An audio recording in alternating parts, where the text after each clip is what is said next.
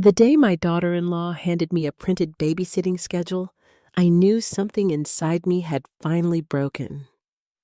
It wasn't just a list of pickup times, meal plans, and after-school activities. It was the way Brittany slid the paper across the table and said, "This should make things easier for everyone. Everyone except me." My son Ethan sat beside her and nodded, as if assigning his 68-year-old mother a full-time job was perfectly normal. After years of helping them, loving them, and putting their needs before my own, I suddenly realized a painful truth. I wasn't being treated like a grandmother anymore. I was being treated like free labor. What neither of them knew was that I had already booked a flight to Savannah, Georgia. And in less than a week, I was going to disappear. Before I tell you what happened next, if you've ever been taken for granted by someone you loved, let me know in the comments. Did you stay silent? Or did you finally stand up for yourself? And if you enjoy stories about family, betrayal, difficult choices, and emotional justice, please take a moment to like this video and subscribe to the channel. Also, tell me where you're watching from and what time it is in your city right now. I always love seeing how many different places we connect from through these stories. My name is Paula Stevens, and at 68 years old, I thought I understood what it meant to be needed. For most of my life, being needed felt like a blessing. I had been married to my husband Richard for 42 years. We built our life in a quiet suburb outside Columbus, Ohio. We weren't wealthy, but we always had enough. Richard worked as an electrical contractor, and I spent more than 30 years as a school secretary. We raised one son, Ethan, and poured everything we had into giving him a stable, loving childhood. When Richard died 3 years ago, my entire world changed. People often talk about grief as if it's a storm that eventually passes. That wasn't my experience. For me, grief was more like learning how to walk with a missing limb. Some days were manageable. Other days, I would see an empty chair at the dinner table and feel the loss all over again. The hardest part wasn't the silence. It was the sudden realization that the person who knew me best was gone. After Richard passed away, Ethan became my closest family. At least that's what I believed. He lived about 25 minutes away with his wife Brittany and their 2 children, Lily and Noah. Lily was 10 years old and had inherited her father's warm smile. Noah was 7 and seemed to have endless energy. They were the brightest parts of my week. Every Tuesday, I picked them up from school. Every Thursday, I took Noah to soccer practice. Almost every Saturday, I cooked dinner for the entire family. I never complained. In fact, I loved it. Being around my grandchildren gave me purpose. Their hugs felt genuine. Their excitement when they saw me reminded me that I still mattered. For a while, I convinced myself that helping Ethan's family was exactly what Richard would have wanted. And maybe it was. The problem wasn't helping. The problem was what helping slowly became. At first, Brittany always thanked me. "You're a lifesaver, Paula. I don't know what we'd do without you. We appreciate you so much." Those words meant a lot to me, especially during the lonely months after Richard's death. But over time, the gratitude started disappearing. The requests became expectations. Then the expectations became obligations. The change happened so gradually that I almost didn't notice it. One afternoon, Brittany called me while I was having lunch with an old friend. "Can you get Lily from school today?" she asked. I glanced across the table at my friend Susan. "I'm actually out right now." There was a pause. Then Brittany sighed dramatically. "Well, I guess I'll have to leave work early." The guilt hit me immediately. "I'm sorry," I said. "It's fine," she replied in a tone that clearly meant the opposite. I spent the rest of lunch feeling terrible. Looking back, I realized that was the beginning. A few months later, I started canceling plans whenever Brittany called. Lunches, book club meetings, church events, even medical appointments. Somehow, Ethan and Brittany's needs always seemed more important than mine. At least, that's how I treated them. The strange thing was that nobody ever forced me. I volunteered. I said yes, again and again and again. Partly because I love my family. Partly because I was afraid of becoming irrelevant. Many women my age will understand exactly what I mean. When your children grow up, your role changes. When your spouse dies, your role changes again. Sometimes helping feels like proof that you're still important. I didn't realize how dangerous that belief could become. One Friday evening, Ethan called. "Mom, can you come over tomorrow morning?" "Sure. We've got a lot going on." "No problem." The next morning, I arrived at 8 o'clock. I expected to watch the kids for a couple of hours. Instead, Brittany handed me a list. Breakfast, laundry, school project, soccer equipment, dinner preparation. At first, I laughed because I thought she was joking. She wasn't. "We've got a busy day," she said. "You know where everything is." Then she and Ethan left, just like that. I stood in their kitchen holding a piece of paper that looked more like an employee schedule than a family favor. The feeling bothered me, but I pushed it aside. I always pushed it aside. That became my pattern. Ignore the discomfort. Keep helping. Keep smiling. Keep pretending everything was fine. Months passed. The responsibilities kept growing. Whenever something went wrong, Brittany called me. Whenever she needed childcare, she called me. Whenever Ethan needed help fixing something around the house, he called me. Sometimes they didn't even ask. They informed me. "We need you Thursday. Can you take Noah Saturday? We'll drop the kids off around 6. Not, "Would you mind?" Not, "Are you available?" Just assumptions. And somehow I kept saying yes. One evening, I sat alone in my living room after spending nearly 12 hours helping with the kids. My feet hurt. My back hurt. I was exhausted. I looked around the house Richard and I had shared for decades. The silence felt different that night. Not peaceful, heavy. I glanced at a framed photograph sitting on the bookshelf. Richard was smiling in that picture. It had been taken during a vacation to Charleston many years earlier. I found myself talking to him out loud. Am I doing the right thing? Of course there was no answer, just silence. But for the first time, a troubling question entered my mind. Was I helping my family, or was I allowing them to take advantage of me? The thought made me uncomfortable. I immediately tried to dismiss it. Ethan wasn't a bad son. Brittany wasn't a terrible person. They were busy. They had careers. They had children. Life was stressful.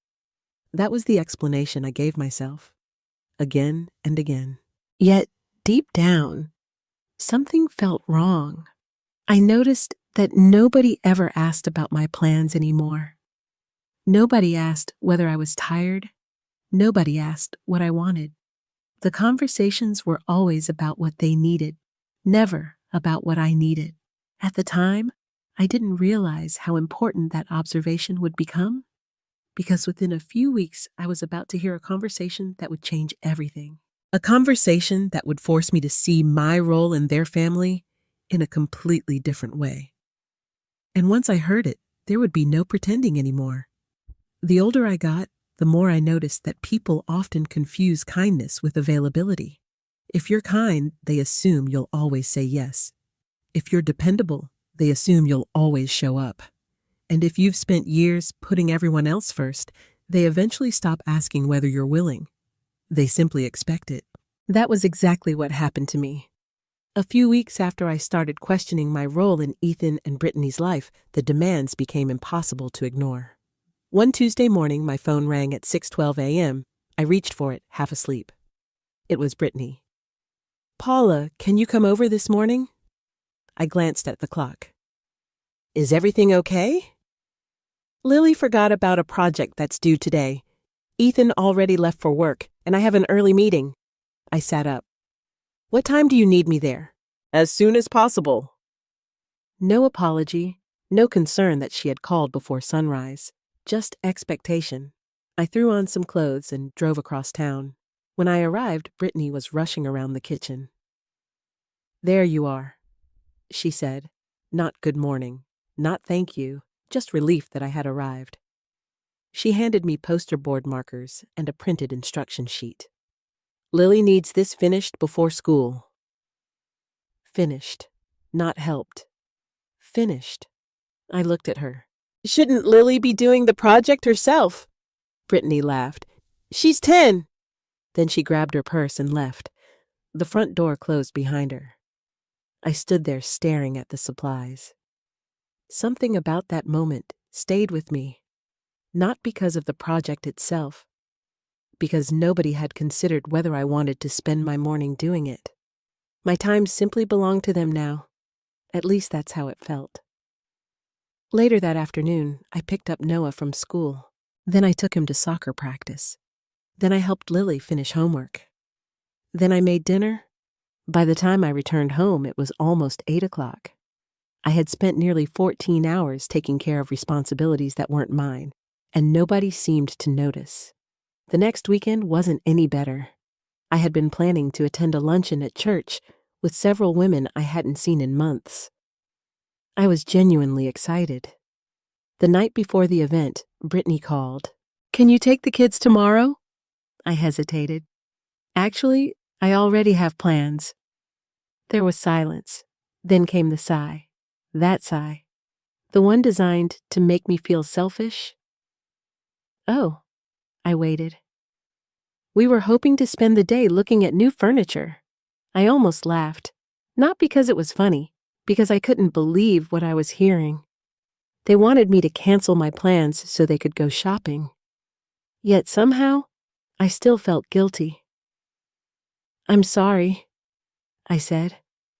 It's okay. Her tone made it clear that she didn't think it was okay at all.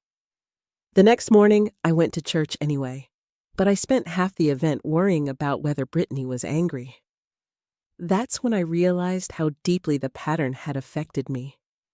I wasn't making decisions based on what I wanted.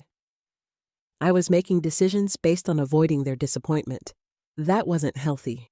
But old habits are difficult to break, especially when family is involved. A few days later, Ethan stopped by my house after work. He looked exhausted. Mom, we're having a hard time balancing everything. I poured him a cup of coffee. I know. The daycare costs are ridiculous. I understand. The kids have activities almost every day. I nodded. Then he smiled. You've been a huge help. For a moment, I felt appreciated. Then he added something that changed the entire conversation. We honestly don't know what we'd do without you. At first glance, it sounded like a compliment, but something about it bothered me. Maybe because it wasn't really gratitude. It was dependence. The more I thought about it, the more I realized they had built their entire routine around my availability, not my willingness. My availability. There was a difference. Weeks passed. The calls continued. The favors multiplied. The expectations grew. One Friday afternoon, Brittany sent me a text message. Not a request. A schedule. Monday, pick up Lily. Tuesday, watch Noah after school. Wednesday, dinner. Thursday, soccer practice. Friday, overnight babysitting. I stared at my phone. No question mark. No, if you're available. No, would you mind? Just a schedule, as though I were an employee receiving next week's assignments. I couldn't stop thinking about it. That evening, I sat on my back porch, watching the sunset. Richard used to love sunsets. He would sit beside me with a cup of coffee and point out the colors in the sky. Pink, orange, gold. Sometimes I could almost hear his voice. I missed him terribly, more than anyone knew. The loneliness had become easier to carry over the years, but it never disappeared completely. Maybe that was why I tolerated so much. Helping Ethan made me feel connected. Helping the grandchildren gave me purpose. But purpose and exploitation are not the same thing. And I was slowly beginning to understand the difference. The following Saturday, I arrived at Ethan and Brittany's house for what I thought would be a normal afternoon. Instead, I walked into chaos. Laundry baskets everywhere. Dirty dishes stacked in the sink. Toys covering the living room floor. Brittany met me at the door. "Oh, good you're here." Then she handed me a list. Another list. This one included chores. Not childcare, chores, vacuuming, laundry, meal prep, organizing the playroom. I looked down at the paper, then back at her. "Brittany." She checked her watch. "We'll be back around 6. Before I could finish my sentence, she and Ethan were already heading toward the door. "Love you, Mom," Ethan called. Then they were gone. I stood there frozen, the list trembling slightly in my hand. For the first time, I felt something stronger than frustration. Humiliation. I had raised a son, worked for decades, supported my family, survived the loss of my husband. And now I was standing in someone else's kitchen, holding a chore list like hired help. The feeling stayed with me all day. It followed me while I folded laundry, while I cleaned the counters, while I made dinner, and while I drove home that night. When I finally pulled into my driveway, I sat in my car for several minutes without moving. The house was dark, quiet, empty. I should have felt relieved to be home. Instead, I felt exhausted, not physically, emotionally. Because deep down, I knew something had changed. I could no longer pretend that everything was fine. The uncomfortable questions I had been avoiding were growing louder, and soon I was about to hear something that would make ignoring them impossible. Something that would reveal exactly how Brittany saw me. And once I heard it, there would be no going back. There are moments in life when a single conversation changes everything. Not because it reveals something completely new, but because it confirms what your heart has been trying to tell you for a long time. For me, that moment happened on a rainy Wednesday afternoon. Lily had a half day at school, so I picked her up and brought her home. Brittany had given me the garage code months earlier, and I let myself inside the house the way I always did. Lily headed upstairs to change clothes while I carried her backpack into the kitchen. The house seemed empty. I assumed Brittany was still at work. Then I heard voices. They were coming from the family room. At first, I wasn't trying to listen. I simply froze when I heard my name. Honestly, I don't know how people survive without family nearby. That was Brittany. Another woman laughed. "You mean without Paula nearby?" I recognized the second voice as Brittany's friend, Melissa. I should have walked away, I know that, but something about their tone made me stay exactly where I was. Brittany laughed. "Seriously, daycare would cost us a fortune." Melissa said, "At least you pay her something, right?" The room exploded with laughter. My stomach tightened. Then Brittany answered, "Pay her? Why would I pay her?" Another laugh. "She's retired." Melissa sounded uncertain. "Still, she watches the kids constantly." Brittany lowered her voice, but I could still hear every word. "Paula loves feeling needed. Honestly, all I have to do is ask." The women laughed again. My chest felt tight. I stood perfectly still beside the kitchen counter, unable to move, unable to breathe. Melissa asked, "Does she ever say no?" "Almost never." Brittany sounded proud, like she had mastered some clever strategy. Then came the sentence that changed everything, the sentence I would replay in my mind 1,000 times afterward. "Why pay for daycare when Ethan's mom does everything for free?" The women laughed again. Not awkward laughter, not uncomfortable laughter, the kind of laughter people share when they think they've said something clever. I felt heat rush into my face. My hands started trembling. Years of favors, years of childcare, years of sacrifices, reduced to a financial shortcut, a way to save money, a free service. I wanted to believe there was more to it. I wanted to believe I had misunderstood. Then Melissa asked another question. "Doesn't she have her own life?" Brittany snorted. "What life?" The words hit harder than anything else. What life? As though my life ended the day I retired. As though becoming a grandmother erased everything else about me. The room fell silent for a moment. Then Brittany added something even worse. "Besides, Ethan says she doesn't really have much going on." For a second, I thought I had heard her wrong. Ethan says. Not Brittany thinks. Ethan says. My own son.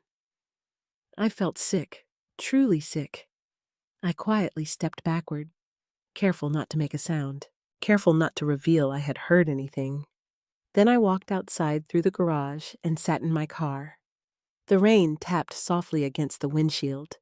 I stared straight ahead, trying to process what had just happened, trying to convince myself it wasn't real. The betrayal didn't come from Brittany. Not entirely. Part of me expected that from her. What shattered me was hearing Ethan's name. Because Ethan knew my story. He knew what losing Richard had done to me. He knew how lonely the first year had been. He knew how much I loved spending time with Lily and Noah. And apparently he believed I had nothing better to do. Nothing better. I sat there for nearly 20 minutes. By the time I finally walked back inside, I had forced a smile onto my face. Lily was waiting in the kitchen. "Grandma, are you okay?" I nodded. "Of course." Children notice more than adults realize. She studied me for a moment, then wrapped her arms around me. I hugged her tightly. Because none of this was her fault. None of it was Noah's fault either. The children were innocent. The adults were the problem. That evening after I got home, I couldn't stop thinking about the conversation. Every word replayed in my mind. Every laugh. Every joke. Every assumption. For years, I had told myself I was helping because I wanted to. Now I wondered whether they had stopped seeing me as family altogether. Maybe I had become something else. Something useful. Something convenient. A resource.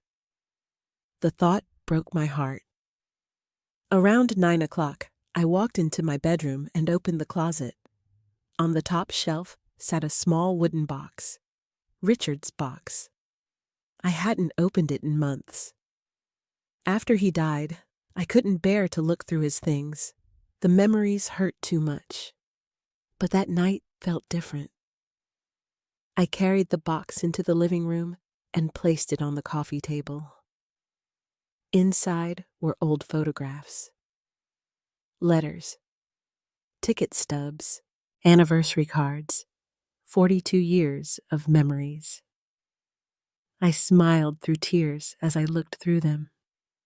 There was a picture from our honeymoon, another from Ethan's high school graduation, one from a camping trip where Richard accidentally burned dinner and spent the entire evening apologizing. For the first time that day, I laughed. Then I found an envelope. My name was written across the front in Richard's handwriting. Paula. Just seeing his handwriting made my chest ache. I carefully opened it. Inside was a letter, one he had written several years before his death. I had forgotten it existed. The letter wasn't long. Most of it talked about ordinary things, memories, dreams, how much he loved our family. Then I reached a paragraph that stopped me cold. But promise me something. If I'm gone before you don't spend the rest of your life living for everyone else, you've spent decades taking care of people. Make sure you leave room to take care of yourself too. The world is bigger than our little corner of Ohio. Go see it. Enjoy it. Don't disappear inside other people's lives. I read the paragraph 3 times. then 4, then 5. The tears came before I could stop them, because Richard knew me better than anyone. Even years earlier, he had seen this tendency in me. The tendency to put everyone else's needs first. The tendency to disappear, to become whatever other people needed, to lose myself. I sat there long after midnight, the letter resting in my lap, the house completely silent. For the first time in months, maybe years, I allowed myself to ask a question I had been avoiding. What did I actually want? Not what Ethan wanted, not what Brittany wanted, not what the grandchildren wanted. What did I want? The answer arrived surprisingly fast. I wanted freedom. I wanted peace. I wanted to wake up without waiting for someone else's schedule. I wanted to remember who Paula Stevens was before she became everyone's unpaid solution. And that was when an idea entered my mind. A small idea, a ridiculous idea, an impossible idea. At least it seemed impossible at first. I stood up, walked to my laptop, opened a travel website, and began searching for flights. I stared at the travel website for nearly an hour before I did anything. Part of me felt excited. The other part felt ridiculous. At 68 years old, I was sitting alone in my living room, looking at flights like a rebellious teenager planning to run away from home. Except, I wasn't running away. I was trying to remember how to live. Savannah, Georgia appeared on my screen again and again. There were cheaper destinations, closer destinations, more practical destinations, but I kept coming back to Savannah. Years earlier, Richard and I had planned to visit together. We had seen photographs of the historic squares, the oak trees draped with Spanish moss, and the riverfront lined with old brick buildings. One day, Richard had said. One day, like so many dreams, we assumed we had time. Then life happened. Work, bills, responsibilities, aging parents, children, and eventually, illness. By the time retirement arrived, Richard's health had already begun to decline. The trip never happened. Now, as I stared at the screen, I found myself whispering the same words. One day. Then I shook my head. No, not one day. Today. Before I could talk myself out of it, I booked the flight. My finger hovered over the confirmation button for several seconds. Then I clicked. The reservation appeared. 5 days, Savannah, Georgia. Departure in less than 2 weeks. My heart pounded. I hadn't felt that kind of excitement in years. The feeling almost frightened me. For so long, my life had revolved around routines, schedules, obligations, responsibilities. Now I suddenly had something that belonged entirely to me. No babysitting, no errands, no favors, just me. The next morning, I woke up feeling strangely guilty. The guilt surprised me. Why should I feel guilty for taking a vacation I had worked my entire life, raised a family, supported everyone around me, yet somehow, doing something for myself felt selfish? That realization alone told me how much had gone wrong. Over the following week, I kept the trip secret, not because I wanted to deceive anyone, because I knew exactly what would happen if Ethan and Brittany found out. They would argue, negotiate, pressure me, find reasons why I shouldn't go, or worse, make me feel responsible for their inconvenience. I wasn't ready for that conversation. Not yet. Instead, I quietly prepared. I bought a new suitcase. The old one still had airline tags from a trip Richard and I had taken nearly 10 years earlier. Seeing those tags almost made me cry. Instead, I smiled. Richard would have loved this. At least, that's what I kept telling myself. One afternoon, I stopped by the bank. That visit ended up changing more than I expected. While reviewing my accounts, I noticed several automatic payments. Most of them were ordinary. Utilities, insurance, subscriptions. Then I saw a monthly payment connected to Ethan's household. I had completely forgotten about it. 3 years earlier, shortly after Richard died, Ethan had mentioned struggling with expenses.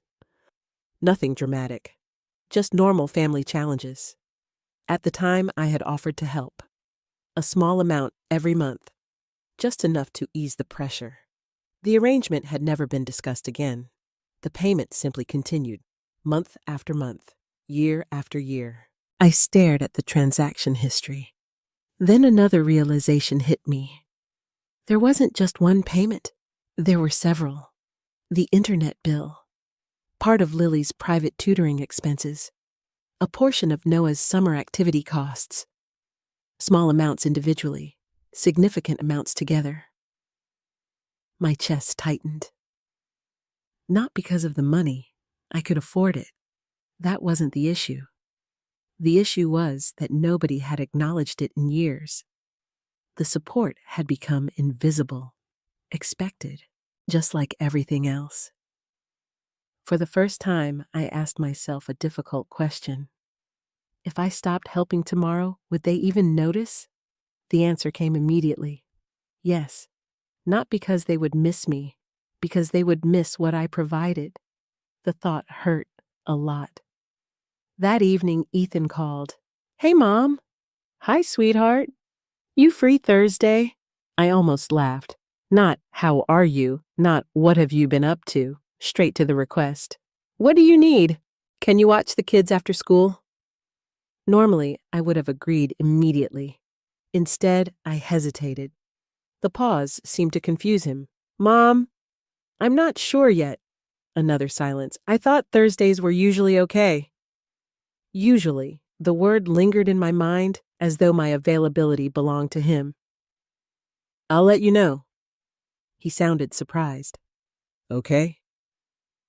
When the call ended, I sat quietly for several minutes. That tiny conversation revealed more than Ethan probably realized. He wasn't trying to be cruel. In many ways, that made it worse. The expectations had become so normal that he couldn't even see them anymore. A few days later, I began packing. Not because the trip was imminent, because I enjoyed the feeling. Every item I placed in the suitcase felt symbolic. Comfortable walking shoes, a sun hat, a lightweight sweater, a new notebook. I couldn't remember the last time I packed for something that wasn't connected to someone else's needs. Then another thought occurred to me. If I was truly taking this trip, I needed to prepare for the consequences. Because there would be consequences. Brittany had built her weekly schedule around me. Ethan depended on me more than he admitted. The children were used to seeing me constantly. My absence would create problems. The old version of me immediately started looking for solutions. Maybe I should arrange backup childcare. Maybe I should help them find a daycare. Maybe I should postpone the trip until a better time. Then I stopped myself. A better time? There would never be a better time. There would always be another school event, another work emergency, another scheduling conflict, another reason to wait. If I kept waiting for permission to live my own life, I would be waiting forever. That realization felt strangely liberating. A week before my departure, Brittany sent me a group text. Attached was a detailed schedule for the following month. School pickups, sports practices, weekend babysitting, date nights, overnight stays. The entire month had already been planned, without asking me, without consulting me, without even checking whether I was available. I stared at the schedule in disbelief. Then I noticed something else. The dates overlapped with my vacation. I laughed out loud. Not because it was funny, because the timing felt almost absurd. Here I was secretly planning my escape while Brittany was assigning me responsibilities weeks into the future. For the first time in a very long time, I didn't feel guilty. I felt calm. The decision was already made. The tickets were booked. The hotel was confirmed. And for once, I wasn't changing my plans to make someone else's life easier. That night before going to bed, I opened Richard's letter again. I read the same paragraph that had changed everything. Don't disappear inside other people's lives. I traced the words with my finger.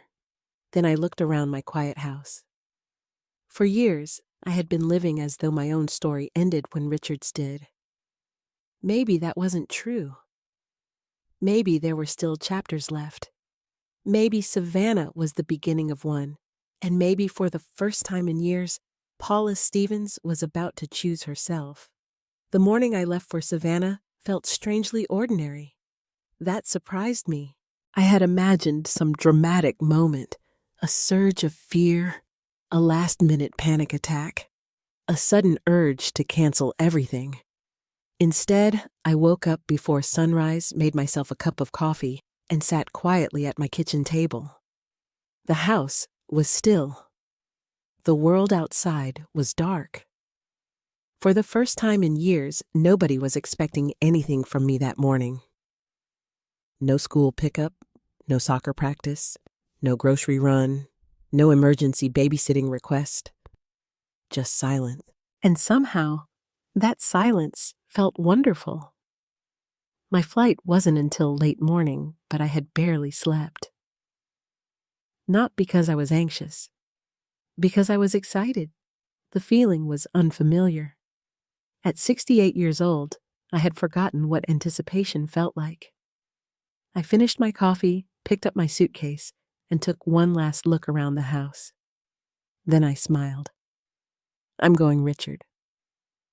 The words came out softly, almost like a prayer. Then I locked the door and left. The flight itself was uneventful. I spent most of it staring out the window, thinking, remembering, wondering whether I was making a terrible mistake. Every time doubt appeared, I reminded myself of Brittany's laughter. Why pay for daycare when Ethan's mom does everything for free? The memory hardened my resolve. By the time the plane landed in Savannah, I felt lighter than I had in years. The warm Georgia air greeted me the moment I stepped outside the airport. Everything felt different. The colors seemed brighter. The sky seemed larger. Even the pace of life felt slower. I checked into a small hotel overlooking the Savannah River. Nothing extravagant, just charming. Historic brick walls, large windows, a balcony facing the water. The kind of place Richard would have loved. After unpacking, I walked along River Street. Tourists wandered between restaurants and shops. Street musicians played music near the waterfront. The scent of seafood drifted through the air. For the first time in a very long time, I wasn't watching the clock. I wasn't rushing somewhere.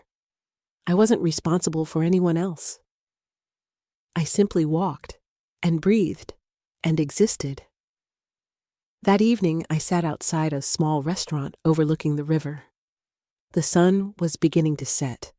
Orange light reflected across the water. I found myself smiling for no reason. Then my phone rang. Ethan. I stared at the screen. The smile disappeared. Part of me considered letting it go to voicemail. Instead, I answered. Hi, Ethan. Mom, where are you? No greeting, no concern, straight to the question.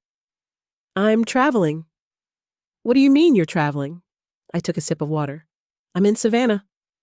Silence. Then, you're in Georgia. Yes. Another silence. Longer this time.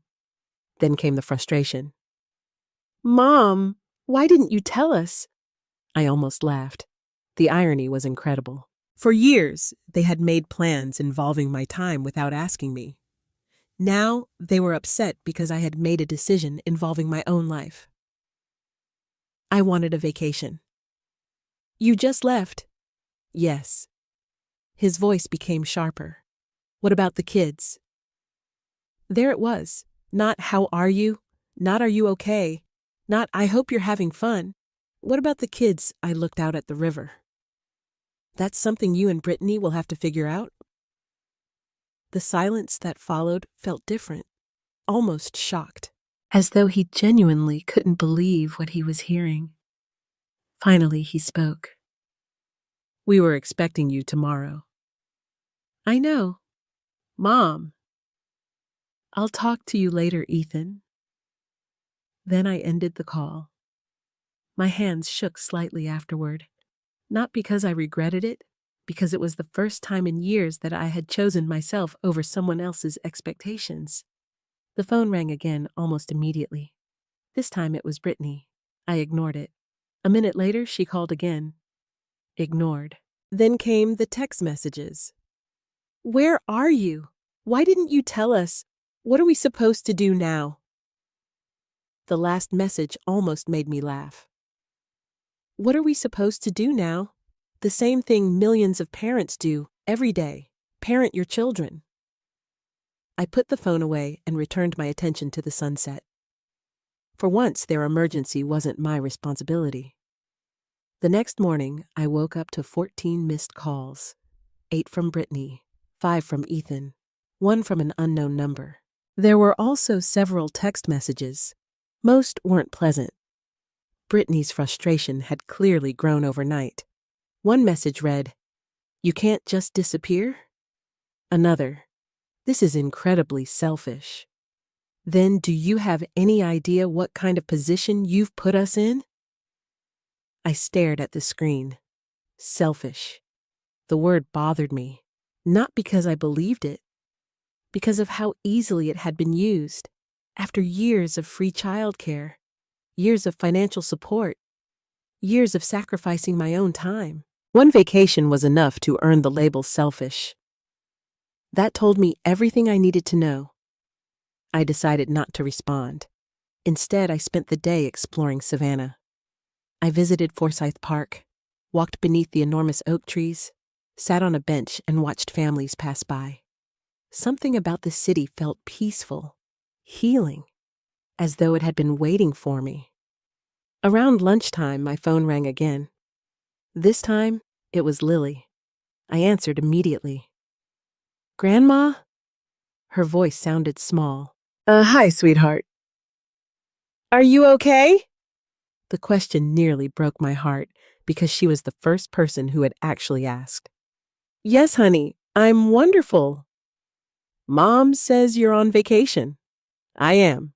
There was a pause. Then Lily said something that made me smile. "That sounds fun," I laughed. "It is." "Can I see pictures?"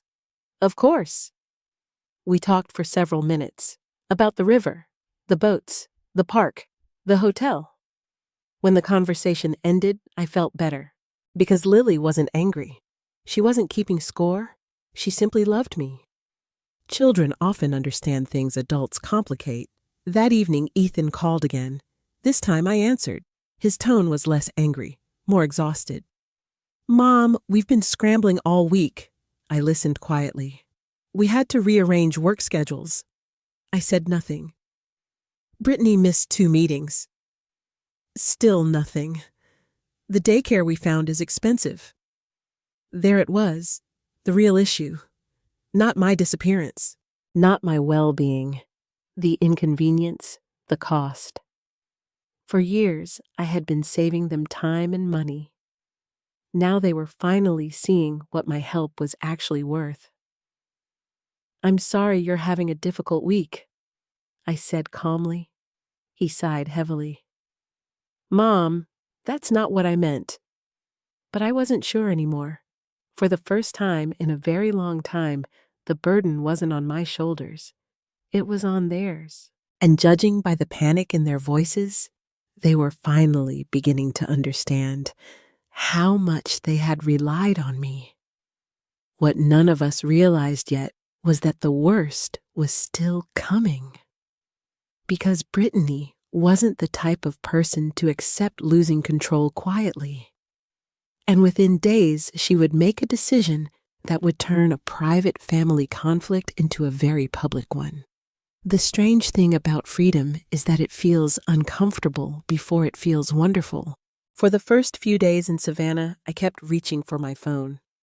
Not because I wanted to talk to Ethan or Brittany, because I was conditioned to expect another request, another emergency, another problem that somehow belonged to me. Years of putting other people first had trained me to stay on alert. Even while walking through one of the most beautiful cities I'd ever seen, part of me was still waiting for someone to need something. It took several days for that feeling to fade. And when it finally did, I felt something I hadn't experienced in a very long time. Peace. On my fourth morning in Savannah, I took a coffee and sat in one of the historic squares near my hotel. Sunlight filtered through massive oak trees. Spanish moss swayed gently in the breeze. People walked dogs. Tourists took photographs. A street musician played softly in the distance. I opened my notebook and began writing.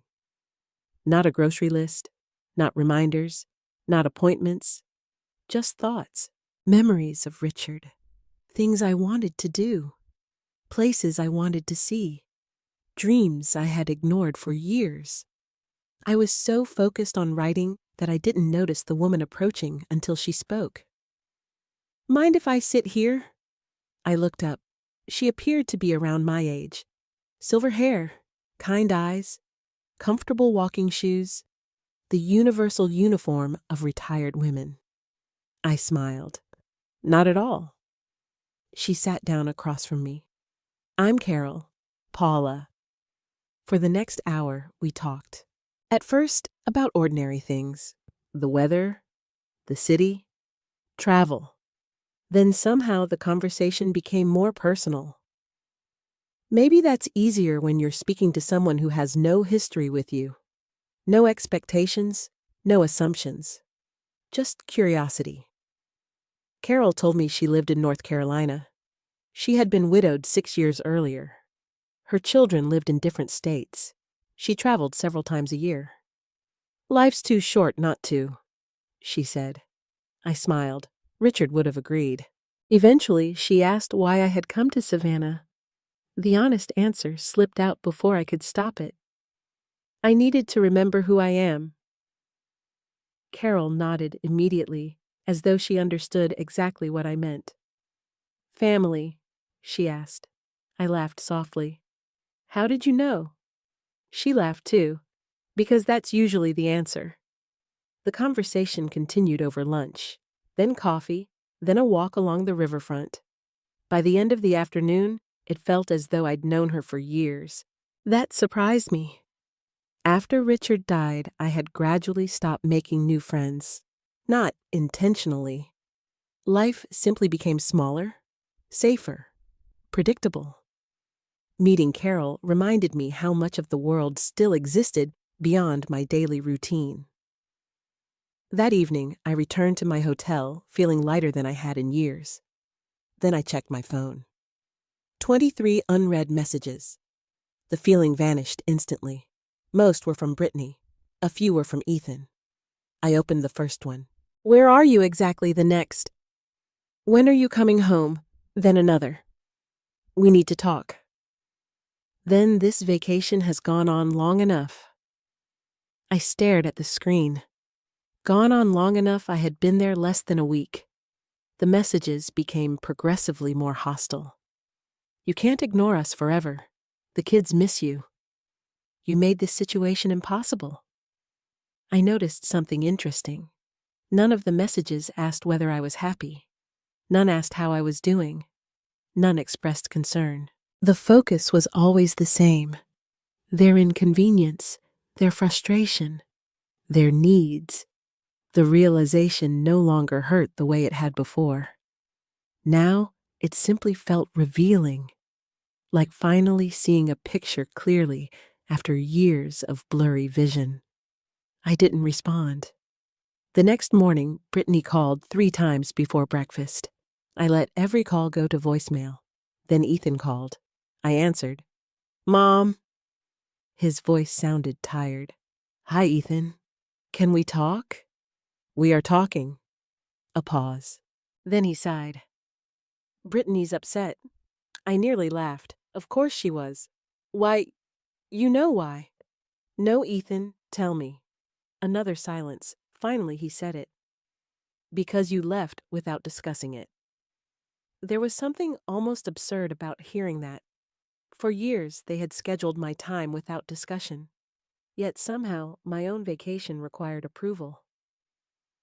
I didn't realize I needed permission. That's not what I mean.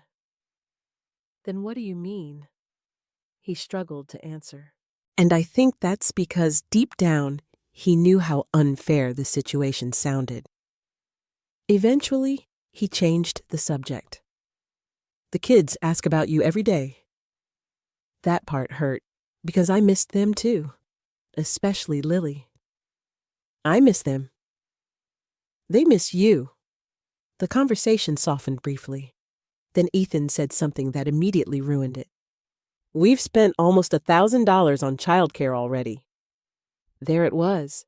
The number, the cost, the real problem. I closed my eyes. $1,000. For years, I had been saving them thousands, and they had barely noticed. Now they were forced to pay for what I had provided for free. The irony was impossible to ignore. I'm sorry childcare is expensive. Mom! Daycare isn't my responsibility. The words surprised both of us, because I had never spoken that way before, not once. The silence stretched between us. Then Ethan quietly said, You've changed. I looked out toward the river. No, my voice remained calm. I think I'm finally remembering who I used to be. After we hung up, I sat on the balcony for a long time, thinking, reflecting, healing. For the first time since Richard died, I wasn't merely surviving. I was actually living. That afternoon, Carol invited me to join her on a historic trolley tour. We spent hours exploring old neighborhoods and listening to stories about Savannah's history. At one point, she glanced at me and smiled. You seem happier today. I am.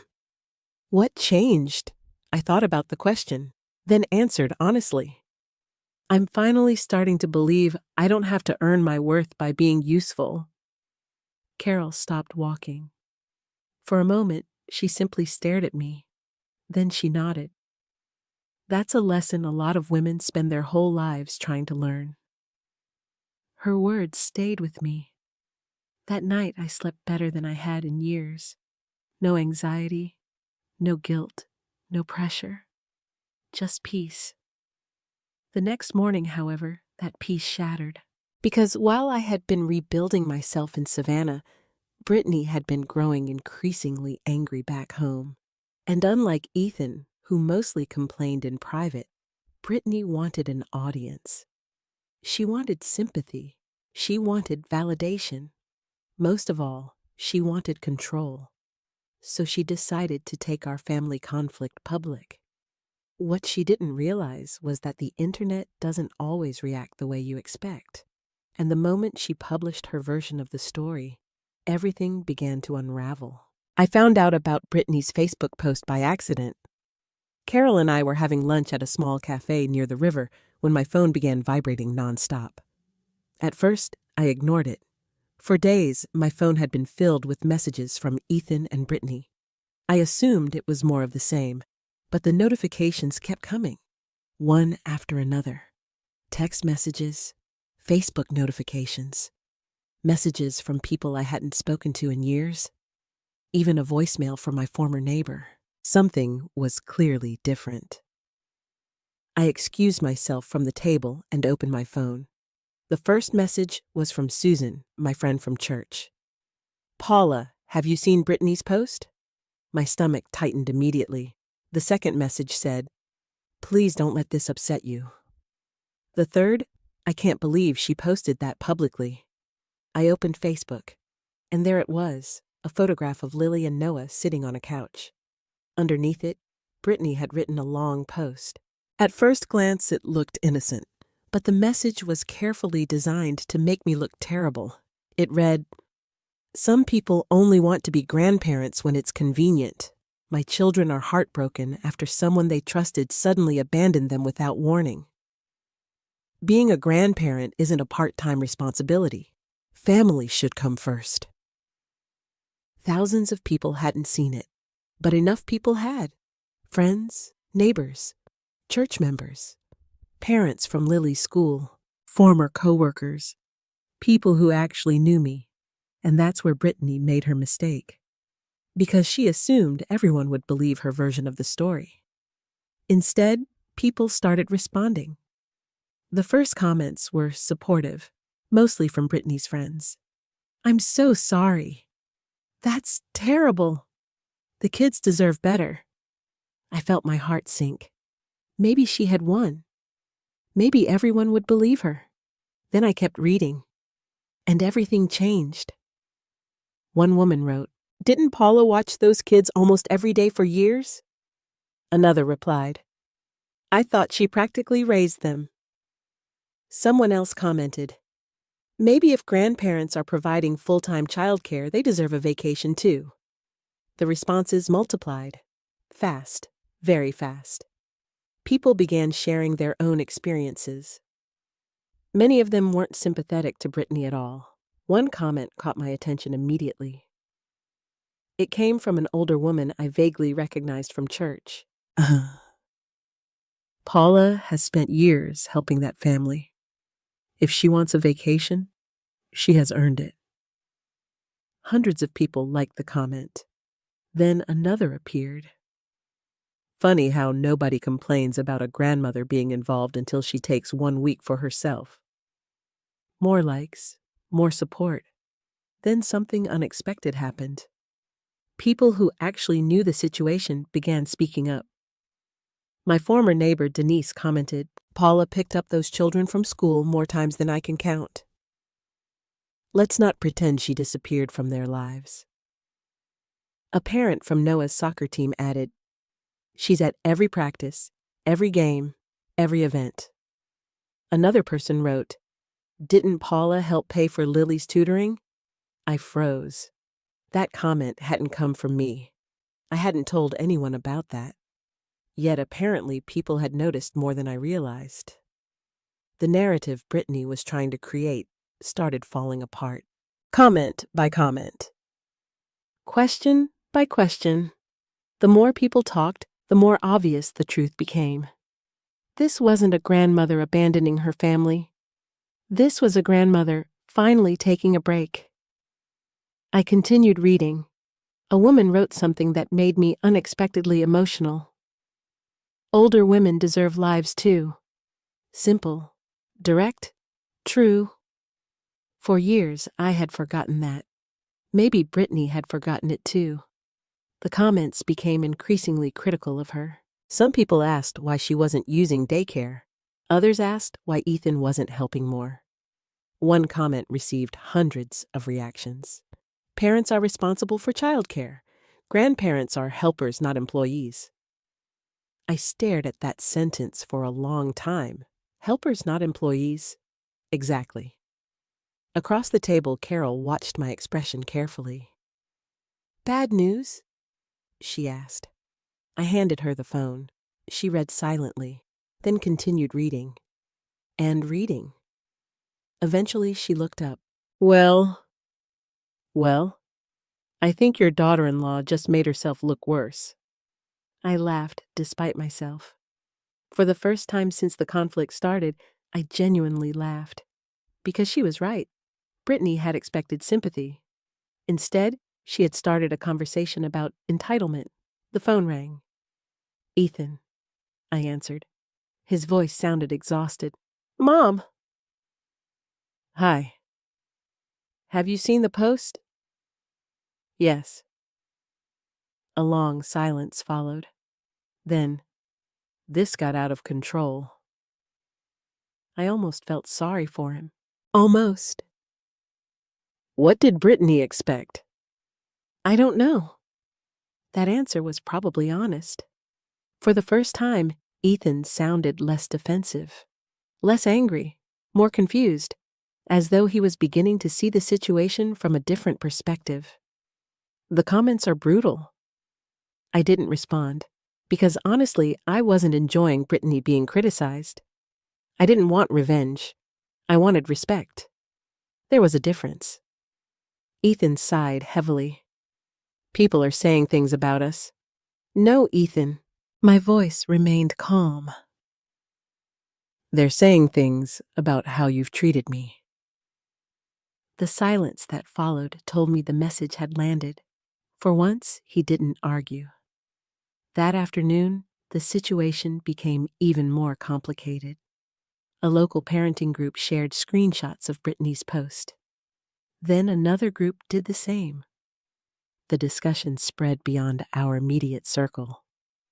Women from all over began sharing stories about being taken for granted by their children. Some stories were heartbreaking. Women babysitting 60 hours a week. Women delaying retirement. Women sacrificing travel hobbies and friendships because their adult children expected it. Reading those comments felt surreal. I wasn't alone, not even close. What I had experienced wasn't unusual. It was common. Far too common. That realization changed something inside me. For years, I had treated my situation like a personal failure, as though I had somehow allowed it to happen. Now, I realized there was a larger pattern. Many women of my generation had been taught that love meant endless sacrifice, that good mothers never stopped giving, that saying no was selfish. The internet conversation wasn't really about me anymore. It was about boundaries, respect, self-worth. That evening, Brittany finally called. I considered ignoring it, then answered. She didn't say hello. She didn't ask how I was doing. She immediately launched into frustration. People are attacking me. I closed my eyes.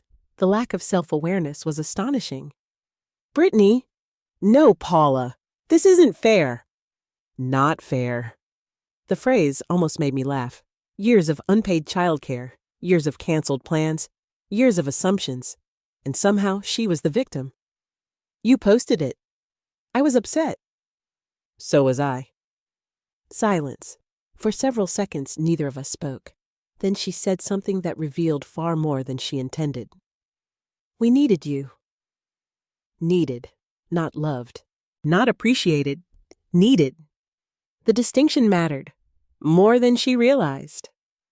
After the call ended, I sat alone on the hotel balcony, watching the river. The city lights reflected on the water. The air felt warm and peaceful. For the first time, I no longer felt guilty about leaving, because the reactions back home had confirmed something important. The problem wasn't my vacation. The problem was that people had become too comfortable with my sacrifices. What I didn't know yet was that the public embarrassment would make Brittany desperate, and desperate people often make mistakes. A few days later, one of those mistakes would expose a secret far more serious than hurt feelings or social media drama. A secret involving money. And once that truth came out, nothing in our family would ever be the same. The trouble started with a bank notification. At first, I almost ignored it. I was sitting in a small cafe near the Savannah waterfront drinking coffee and writing in my notebook when my phone vibrated. Normally, I wouldn't have thought much about it, but the alert came directly from my bank.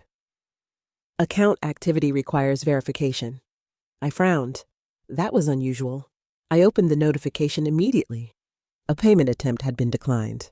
The amount wasn't enormous, a little over $600. What caught my attention wasn't the amount. It was the merchant. A child care payment service. I stared at the screen, confused. Then another notification arrived. A second payment attempt, also declined. My stomach tightened. I logged into my banking app. The account being used was one I rarely touched. An account connected to automatic family support payments I had set up years earlier. The same account that helped cover some of Ethan's expenses. The same account Brittany knew existed. Suddenly, I understood exactly what had happened. Someone had attempted to use my stored banking information to pay for childcare, without asking, without permission. I sat frozen for several seconds, trying to convince myself there had to be another explanation, Maybe it was a mistake. Maybe the payment system had automatically charged the wrong account. Maybe no. Even as I thought it, I knew better. This wasn't a mistake. It was an assumption. The same assumption that had fueled this entire situation. Paula will take care of it. Paula always takes care of it. Except this time, Paula wasn't there. I immediately called the bank. The representative was polite and professional. Within minutes, she confirmed what I already suspected. The payment attempt had originated from a previously authorized profile connected to Ethan's household. Not fraud, not hacking, simply an attempt to use information that had once been voluntarily provided. The representative asked whether I wanted to continue authorizing access. I didn't hesitate. No. She removed every linked payment authorization immediately. When the call ended, I felt strangely calm. Not angry. Not yet. Just clear. For years, boundaries had never existed. Now they did. A few hours later, another thought occurred to me. If Brittany had attempted to use that account without speaking to me first, what else had happened over the years? The question wouldn't leave my mind. That evening, back at the hotel, I opened my laptop and started reviewing old statements. At first, I wasn't looking for anything specific. I simply wanted to understand the full picture. What I discovered shocked me. Not because the amounts were huge, because the pattern was so consistent. Over and over again, I found transfers. Payments, reimbursements that were never reimbursed, emergency requests, small amounts here, a few $100s there. Nothing dramatic enough to trigger concern in the moment. But over several years, the total became significant, very significant. I began making notes: roof repairs, private tutoring, summer camp, medical expenses, car repairs, school supplies, holiday travel. The list grew longer and longer. Many of those expenses had been presented as emergencies, situations where Ethan and Brittany supposedly had no other options. Yet now, looking back, some details no longer made sense. One transaction caught my attention immediately. 3 years earlier, $800. I remembered the conversation perfectly. Brittany had called in tears. She said their washing machine had broken unexpectedly. Money was tight. Could I help? Of course I had helped. At the time, I didn't think twice. Now I searched through old emails, and there it was. Several weeks after receiving the money, Brittany had posted photographs from a luxury spa weekend with friends. The timing was impossible to ignore. I kept digging. The deeper I looked, the worse it became. A supposed emergency home repair occurred the same month Brittany purchased new living room furniture. A childcare crisis happened shortly before a family vacation. Another financial emergency coincided with the designer handbag purchase visible in social media photos. I sat back in my chair, stunned. Not because Brittany spent money. That wasn't the issue. The issue was honesty. Had she exaggerated those emergencies? Had she manipulated my sympathy? Had she deliberately presented wants as needs? The possibility made me feel sick. For years, I believed I was helping my family through difficult times. Now I wasn't sure how much of that difficulty had been real. The next morning, I met Carol for breakfast. She immediately noticed something was wrong. "You look upset." I told her everything. The bank notifications, the payment attempt, the financial records, the growing list of questions.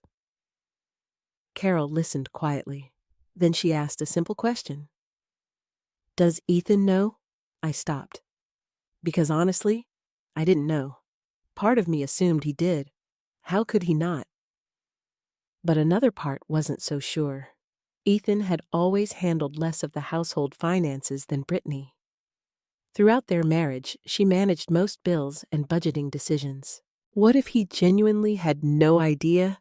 The thought complicated everything. Because there was a huge difference between a son who knowingly exploited his mother and a son who blindly trusted his wife.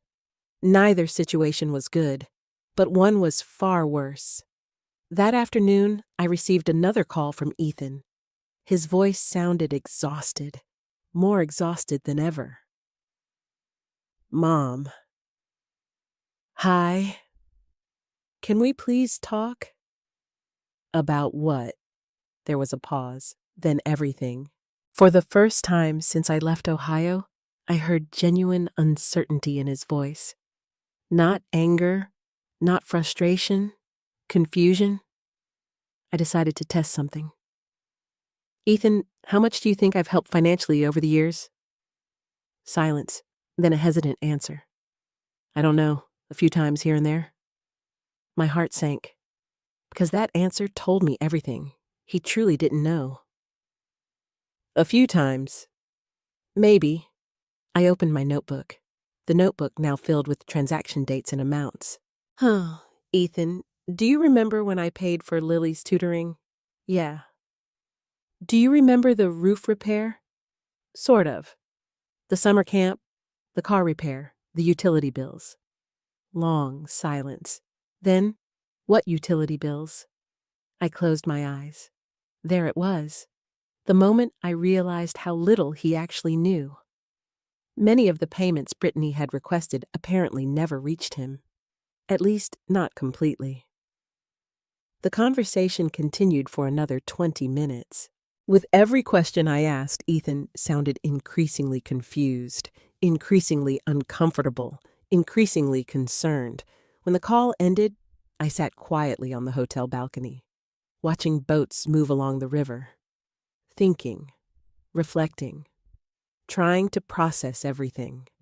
The situation had evolved far beyond babysitting, far beyond respect. Now money was involved, trust was involved, possibly deception. And for the first time since this entire ordeal began, I wasn't angry at Ethan. I was worried about him. Because if my suspicions were correct, he was about to learn some very painful truths. That evening, I organized every statement record and note I had gathered.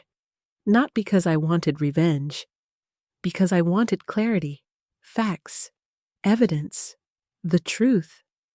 And soon enough, that truth would force a confrontation none of us could avoid. Because within a few days, Ethan would board a plane to Savannah. He would arrive angry, defensive, convinced I had abandoned the family. But before he returned home, he was going to discover exactly how much his mother had sacrificed, and exactly how much his wife had hidden. 3 days later, Ethan arrived in Savannah. I knew he was coming before he told me. The moment our phone conversation ended, I sensed a shift in him. For the first time since I had left Ohio, he wasn't focused on babysitting schedules or daycare costs. He was asking questions, real questions, questions that suggested he had finally started looking beneath the surface. Still, I wasn't prepared for how exhausted he looked when he walked into the cafe where we agreed to meet. The dark circles under his eyes immediately caught my attention. His shoulders sagged. His posture looked defeated. For a brief moment, all I saw was my son. Not the man who had disappointed me. Not the husband who had remained silent. Just the little boy I had raised. The feeling almost broke my heart. Almost. Then I remembered the last few years, the assumptions, the entitlement, the silence, the way he had allowed everything to continue. I stood and hugged him. The embrace felt awkward, uncertain. Neither of us knew where we stood anymore. After we sat down, neither of us spoke for several seconds. Finally, Ethan sighed. "You look happy." The comment surprised me. I glanced toward the river outside the cafe window. "I am." Another silence. Then he nodded. "I can see that." For some reason, hearing him say it made me emotional, because nobody in my family had asked whether I was happy in a very long time. The waitress brought coffee. We ordered lunch. Small talk filled the first few minutes. Weather, travel, the city, anything except the real reason he had flown halfway across the country. Eventually, Ethan set down his coffee cup. "Mom," I looked up. "We need to talk." There it was, the conversation both of us had been avoiding. I nodded. "Okay." His jaw tightened. "You hurt a lot of people when you left." The words didn't surprise me. I expected them. What surprised me was my own reaction. I wasn't defensive. I wasn't angry. I was tired. "Ethan," my voice remained calm. "Do you know how many times I've canceled plans for your family over the last 3 years?" He blinked. "What? Do you know?" He looked confused. "No." "Neither do I." The table fell silent. I continued. Do you know how many lunches I've missed? How many church events? How many weekends? How many opportunities?"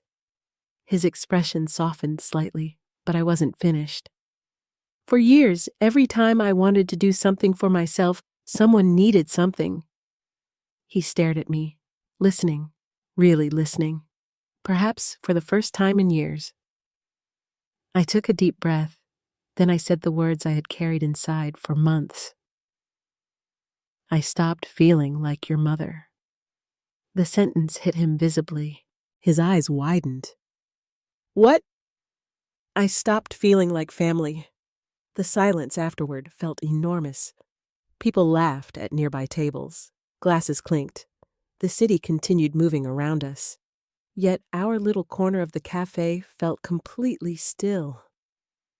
"Ethan, when was the last time you called, just to ask how I was doing?"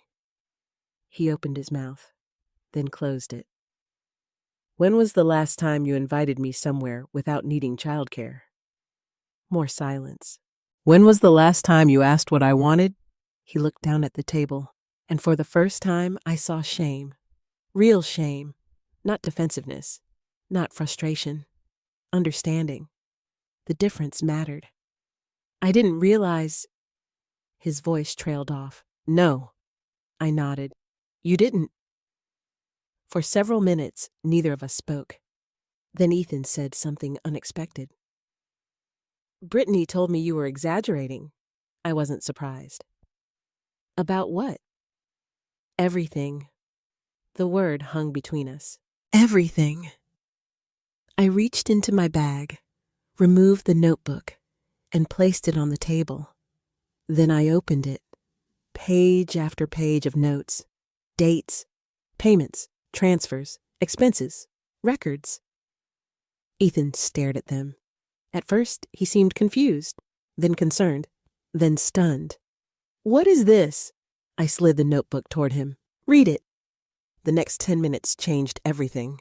I watched his face as he turned pages. The confusion disappeared first, then disbelief, then shock. The tutoring payments, the roof repairs, the utility bills, the summer camps, the emergency expenses, the monthly support transfers. Each page revealed something new, something he clearly hadn't known. Eventually he looked up. His face had gone pale. "Mom," I said nothing, because there was nothing left to say. The numbers spoke for themselves. "I didn't know." His voice sounded hollow. "I know." "No, seriously." He looked devastated. "I didn't know." For the first time, I believed him. Not because I wanted to, because the reaction was genuine. He wasn't pretending. He truly had no idea how much financial support I had provided. The realization created a complicated mix of emotions. Part of me felt relieved. Part of me felt heartbroken, because ignorance wasn't innocence. Even if Ethan didn't know about the money, he still knew about the babysitting. The schedules, the assumptions, the expectations. He still watched it happen. Yet seeing his shock made one thing clear. Brittany had controlled far more of the family finances than I realized. I pointed to one particular entry. The daycare payment. His eyes narrowed. What about it? I explained the bank notification, the attempted charge, the authorization removal, everything. The more I talked, the worse his expression became. She tried to use your account. It appears that way. Without asking. The words didn't need to be spoken. Both of us understood. Ethan leaned back in his chair. For several moments, he stared out the window, trying to process everything. Finally, he spoke. This doesn't make sense. It does to me. He looked at me. I continued. When people get used to receiving something for free, they stop seeing its value. The truth seemed to hit him hard, because suddenly the childcare costs made sense.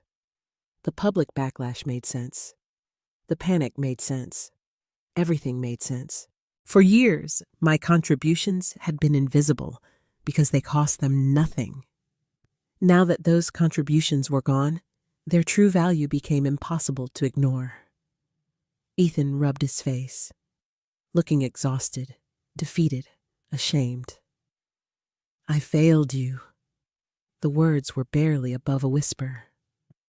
I wasn't prepared for them, because throughout this entire conflict, Ethan had defended, explained, justified, excused. This was different. This was accountability. The first real accountability I had heard. Tears stung my eyes, but I forced them back. Because we weren't finished yet, not even close. What happens now? He asked quietly. I looked at my son, really looked at him. The little boy was gone. The man remained, a man standing at a crossroads, and the choice ahead of him was unavoidable. Because the next conversation would be with Brittany, and once she arrived in Savannah, every hidden truth would finally come into the open. What neither of us knew yet was just how desperate she had become, or how far she was willing to go to protect the version of the story she had spent years creating. Brittany arrived in Savannah 2 days later. I knew she was coming before Ethan told me. The signs were obvious. After our conversation in the cafe, Ethan had become unusually quiet. He spent most of the following day reviewing financial records, bank statements, and old emails. Several times I caught him staring into space, thinking, recalculating years of assumptions, trying to reconcile the mother he thought he knew with the reality now sitting in front of him. By the second evening, he finally admitted what neither of us had wanted to say out loud. I confronted Brittany. I looked up from my coffee, and his jaw tightened. It didn't go well. That answer didn't surprise me, not even a little, because Brittany had spent years building a narrative, a story in which she was overwhelmed, overworked, underappreciated, a story in which my help was natural and expected. People rarely surrender those narratives willingly, especially when they benefit from them. The next morning, Ethan called. She's flying here? The statement hung in the air. I nodded slowly. When? Today. Neither of us said anything for several seconds, because we both understood what that meant. The confrontation we had been circling around was finally unavoidable. That afternoon, Ethan and I agreed to meet at a quiet restaurant near the river. Neutral ground, public, calm. At least, that was the plan. Brittany arrived 20 minutes late. The moment she entered the restaurant, I could feel the tension. Her expression wasn't sad. It wasn't apologetic. It was angry. Very angry. She walked directly to our table, dropped her purse into a chair, and immediately crossed her arms. No greeting, no hello, nothing. Are you happy now? I blinked. The question was so unexpected that I almost laughed. What? Everyone thinks I'm some kind of villain. There it was, the first sentence out of her mouth. Not concern, not regret, not accountability, reputation, public image, what other people thought. Ethan looked exhausted already. Brittany, no. She cut him off immediately. You don't understand what this has done to me. I sat quietly, listening, observing. For the first time, I wasn't interested in defending myself. I simply wanted the truth. And sometimes the easiest way to find the truth is to let people keep talking. Brittany continued. My friends think I'm terrible. The parenting groups attacked me. People are judging me. Finally, I spoke. What exactly were they judging? The question caught her off guard. For a moment, she hesitated. Then she recovered. They think I took advantage of you. I maintained eye contact. Did you? Silence. The first real silence of the conversation. Brittany looked away, then laughed awkwardly. Oh, come on. Not a denial, I noticed. So did Ethan. The waitress arrived with drinks. Nobody touched them. The tension was too thick. Finally, Ethan spoke. Brittany. His voice was calm, dangerously calm.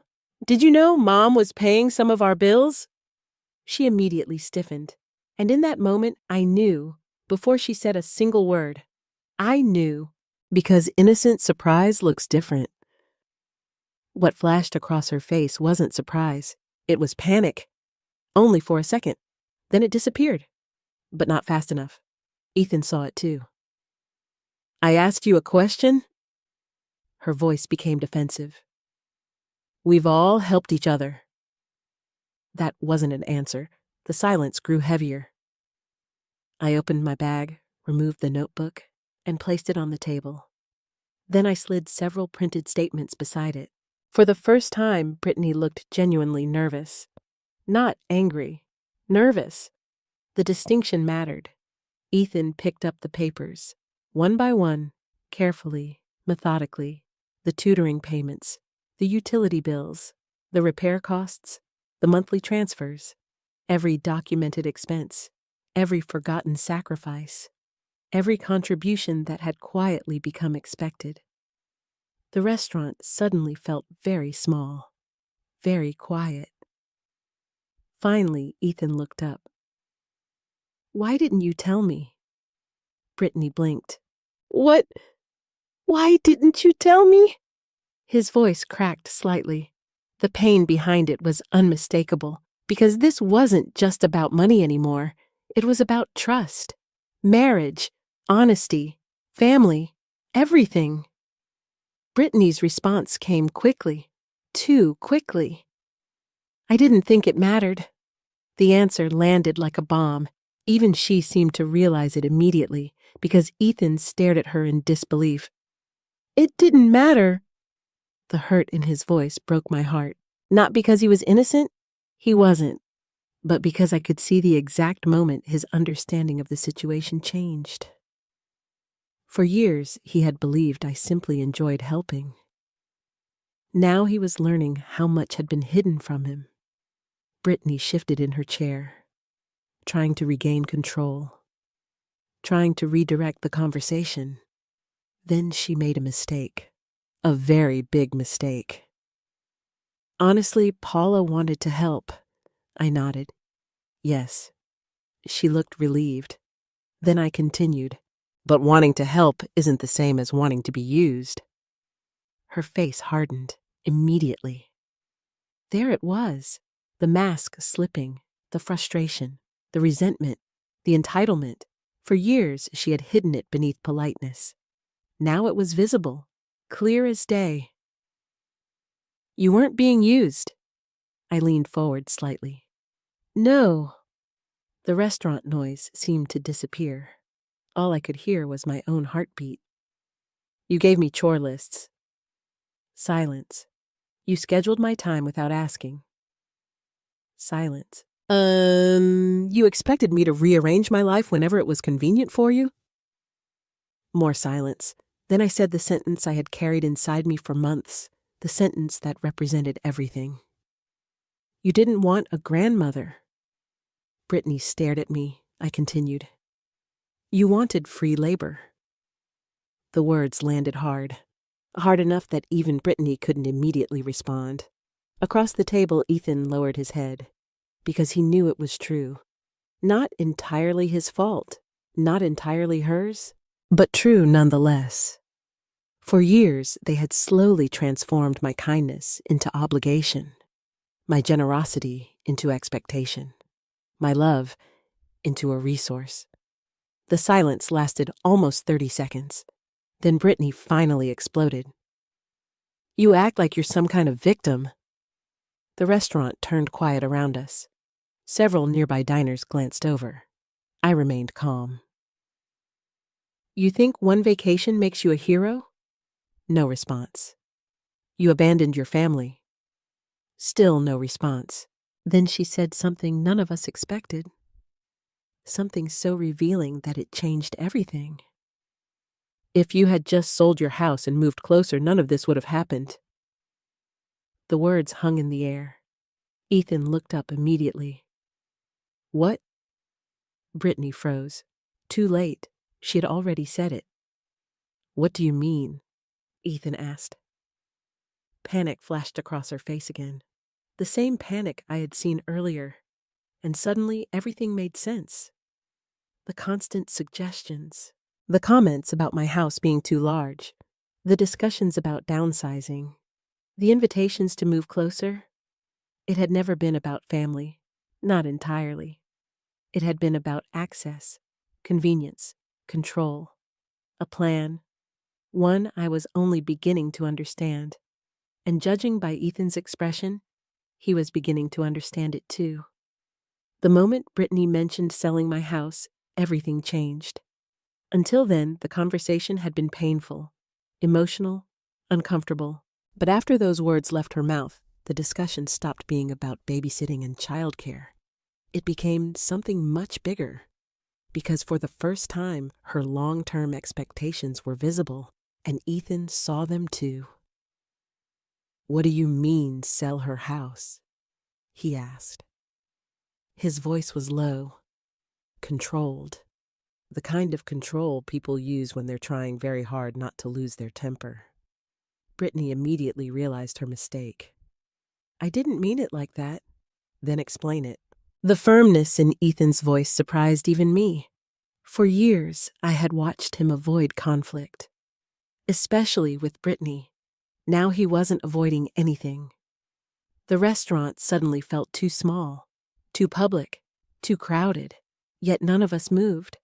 None of us wanted to, because the truth was finally surfacing, and once truth starts coming out, it becomes difficult to stop. Brittany looked from Ethan to me and back again. Then she sighed dramatically. We talked about this before. We? Ethan asked. She hesitated. That was answer enough. Not we. She. I felt an unexpected sadness settle over me, because suddenly I remembered dozens of conversations from the past few years, comments that seemed harmless at the time. You don't need that much space anymore. Wouldn't life be easier closer to family? That house must be expensive to maintain. You should think about downsizing. At the time, I had interpreted those remarks as concern. Now I saw them differently. Very differently. Ethan stared at his wife. Did you actually want my mother to sell her house? No. The answer came too quickly. He noticed. So did I. Brittany. His voice hardened. The silence stretched. Finally, she looked away. I thought it would make sense. There it was. The truth. Small, incomplete, but truth nonetheless. Ethan leaned back in his chair. The disappointment on his face was impossible to miss. And for the first time since arriving in Savannah, I felt something unexpected. Relief. Not because Ethan was suffering, because he was finally seeing. Really seeing. The patterns I had lived with for years. After a long silence, I reached into my bag. Neither of them noticed at first, Their attention remained fixed on each other. Then I placed a folder on the table. Ethan looked down. "What is that?" I smiled sadly. "Something I should have done months ago." The folder contained documents from my attorney. Documents I had requested shortly before leaving Ohio. Documents neither Ethan nor Brittany knew existed. Slowly I opened it. Inside were copies of estate planning revisions, trust documents, property instructions, legal directives. Brittany's eyes widened immediately. Ethan looked confused. "Mom!" I took a deep breath, then spoke calmly. "The week before I left for Savannah, I updated my estate plan." The table went silent. Even Brittany stopped moving. I continued. "My house investments and savings are no longer structured the way they used to be." Ethan blinked. "What does that mean?" "It means everything is now held in a trust." The confusion remained on his face. So I explained, carefully, clearly, without emotion. Years earlier, my estate plan had been relatively simple. After my death, Ethan would oversee most decisions. The assets would eventually benefit the family. Straightforward. Traditional. Exactly what many parents do. But after hearing Brittany's conversation, after realizing how much of my life had become transactional, after discovering the financial deception, I changed my mind. The trust now protected the assets directly for Lily and Noah. Not immediately, not recklessly, but eventually, when they reached adulthood, when they could make their own decisions, without interference, without manipulation, without pressure. As I spoke, Ethan's expression shifted from confusion to understanding. Then sadness, because he knew what the change represented: a loss of trust. Not legal trust. Personal trust. The kind that takes years to build and seconds to damage. Brittany was the first to react. "What?" The word came out sharper than she intended. I remained calm. "The assets will eventually go to the grandchildren." She stared at me, almost speechless. For several seconds, she couldn't seem to form a response. Then finally, "You changed everything." I nodded. Yes. The panic that crossed her face was impossible to hide. And that reaction told me everything I needed to know. Because if her concerns were truly about family relationships, the trust wouldn't matter. The children were still protected. The family still benefited. The only thing that changed was control. Control she no longer had. Ethan noticed too.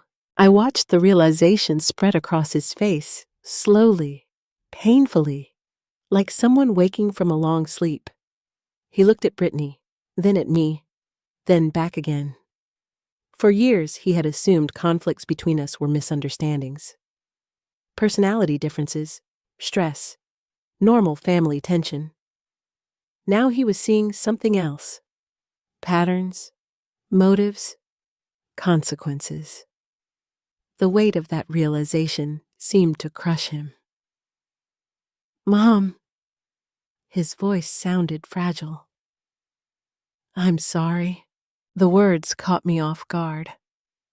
Not because I hadn't wanted an apology, because this one sounded real. No excuses, no explanations, no defenses, just regret. I looked at my son, the little boy who used to bring me dandelions from the backyard, the teenager who cried when Richard was hospitalized, the man who had lost his way somewhere between responsibility and convenience. Tears filled his eyes. I should have paid attention. I didn't speak. He continued. I should have asked more questions. Still, I remained silent. I should have protected you. That was the sentence that finally broke my heart, because deep down, that's all I had ever wanted. Not money, not gratitude, protection, respect, consideration, the basic things family should provide one another. For several moments, nobody spoke. Then Ethan lowered his head. I failed you. The restaurant noise faded into the background. Everything seemed distant, muted, unimportant. Because in that moment, something fundamental had changed. Not fixed. Changed. There was a difference. Healing had not happened. Trust had not magically returned. But honesty had finally entered the room. And honesty is where healing begins. Across the table, Brittany remained silent. For once, she had nothing to say. No defense. No justification. No social media post. No explanation. Because facts are difficult to argue with, especially when they are documented. Especially when the people around you finally see them clearly. Eventually, Ethan wiped his eyes, then looked directly at me. What happens now? It was a fair question, a difficult question. The answer came easier than I expected. I keep living my life. The simplicity surprised all three of us, including me, because that was the truth. I wasn't interested in revenge, punishment, humiliation. I wasn't trying to destroy anyone. I simply wanted my life back, my freedom, my identity, my right to exist as something more than a resource. And for the first time, Ethan seemed to understand that completely. What none of us knew yet was that the hardest part wasn't exposing the truth. The hardest part would be living with it, because apologies are easy compared to change. And once we returned home, everyone would be forced to decide whether they were truly willing to change at all. The confrontation in Savannah ended quietly. No dramatic exits, no shouting match, no movie-style resolution.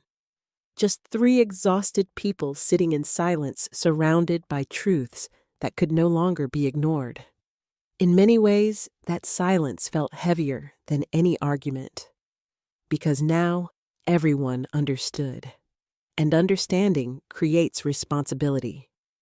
Once you see the problem clearly, you have to decide what to do about it. The following morning, Ethan called and asked if we could meet alone. Without Brittany, I agreed. We met in one of Savannah's historic squares. The same place where I had first met Carol. The weather was beautiful.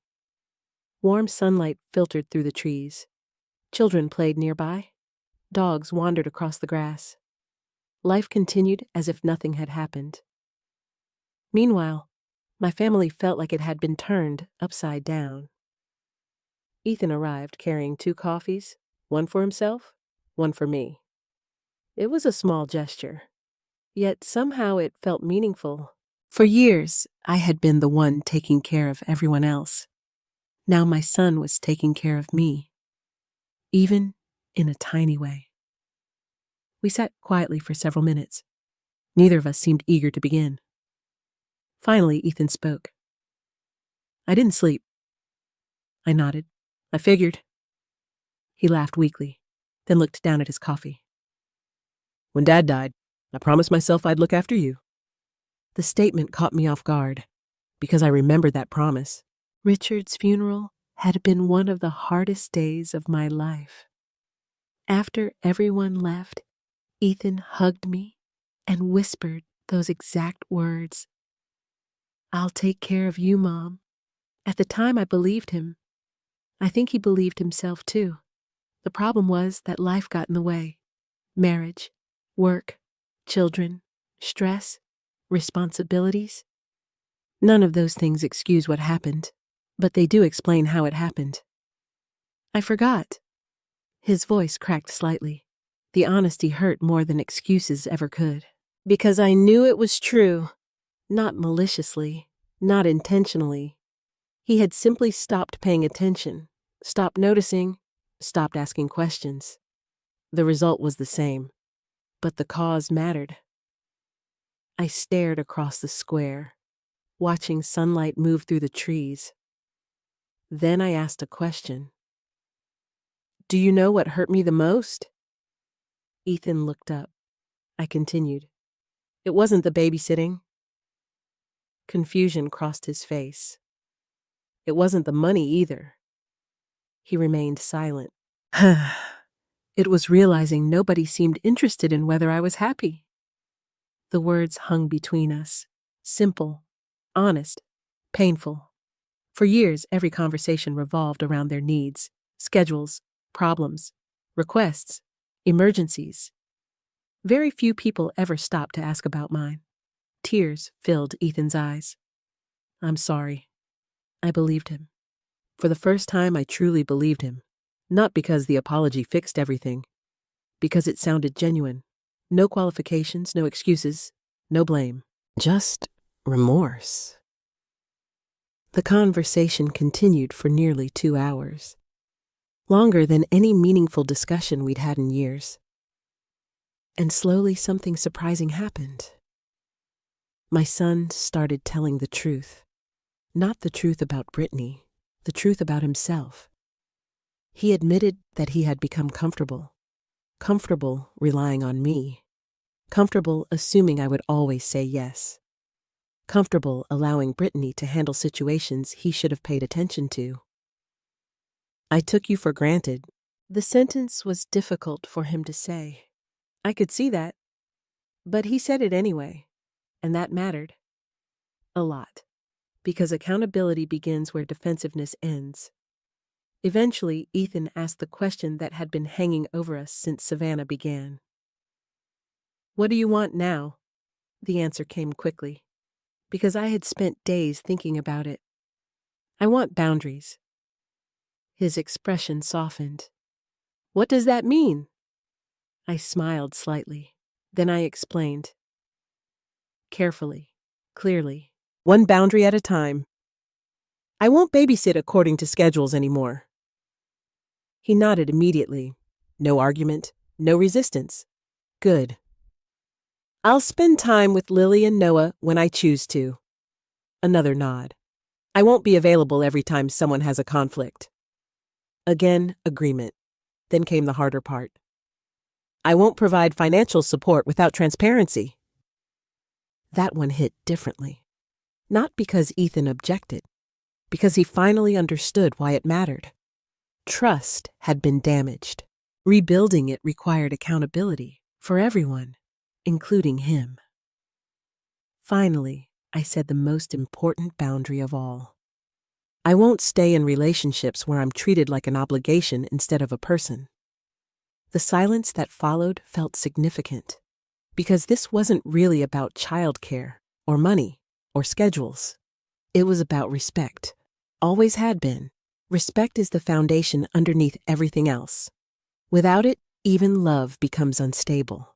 Ethan stared at the ground for several seconds, then nodded slowly. I understand. I believed he did. At least I believed he was trying. The real challenge would come later, after Savannah, after emotions settled, after daily life returned. That's when change becomes difficult. Not during dramatic conversations. During ordinary Tuesdays, ordinary Thursdays, ordinary moments when old habits try to return. Later that afternoon, Brittany requested to meet one final time before returning to Ohio. I agreed, mostly because I wanted closure. The meeting lasted less than 30 minutes. That alone told me everything. Unlike Ethan, she wasn't interested in reflection. She wasn't interested in accountability. She wasn't interested in understanding. She wanted resolution without responsibility. Those things rarely happen together. The conversation remained polite, civil, cold. Several times she apologized, but each apology sounded incomplete, carefully worded, strategic, as though she wanted the conflict to disappear without fully acknowledging her role in creating it. The difference between remorse and inconvenience became obvious.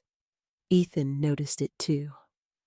By the end of the meeting, I understood something important. Not everyone changes at the same speed. Some people confront painful truths and grow. Others resist them.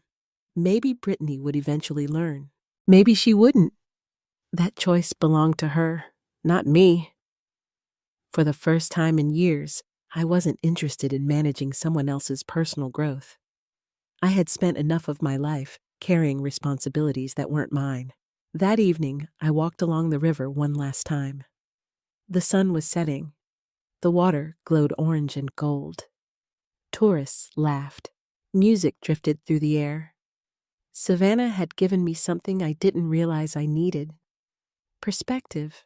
Before this trip, I thought my problem was Brittany. Then I thought my problem was Ethan. Now I understood the truth. My biggest problem had been my inability to say no. Not because the others were innocent, because healthy relationships require participation from both sides. Their entitlement mattered.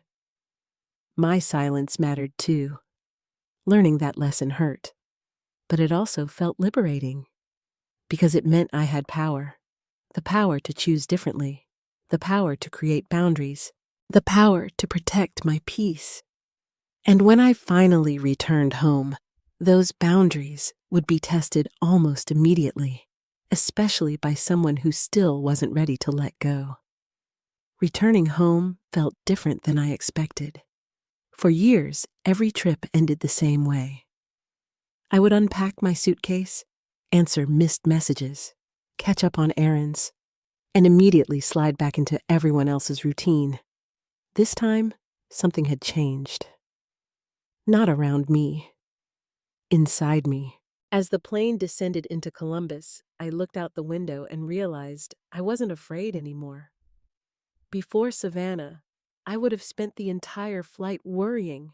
How angry is Brittany? How much trouble am I returning to? What will everyone expect from me now? Those questions barely crossed my mind, because for the first time in years, I understood something important. Other people's expectations are not obligations.